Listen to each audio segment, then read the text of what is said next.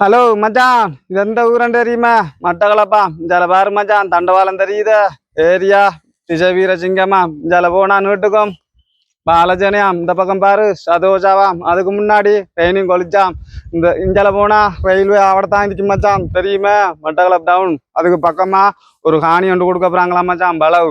அது இந்த இடத்துக்கு வாரன்னு சொன்னா மச்சான். இந்த தண்டவாளம் தாண்ட முதல் பைரவர் கோயில் ஒன்று இருக்கான், தெரியா மச்சான்? அது தண்டவாளம் தாண்டி வர இந்த ரோட்டு வருமா, சரியா மச்சான்? இந்த காணியை தான் கொடுக்க போறாங்களாம். வாங்கலாம் மச்சான், பார்ப்போம்.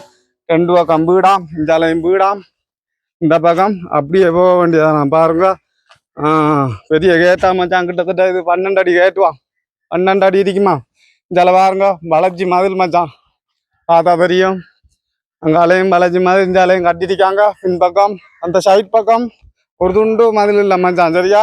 அங்கேருந்து மதிலாம் முன்னுக்கும் கிட்டத்தட்ட 4 மாமரம் இருக்கான் மச்சான். 2 பனைமரமா நல்லா காய்ச்சிருக்கான். இந்த அளவு அடிவாய் போண்டான், சரியா மச்சான்? பாருங்க, காணியை பார்த்தா தெரியும்.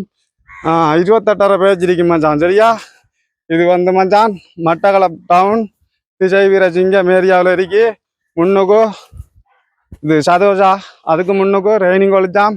ரயில்வே பக்கத்துலையாம் பைரவரும் சிந்தாமணியார் பிள்ளையாருக்கும் இடையில இருக்கு மச்சான் ரோட்டு.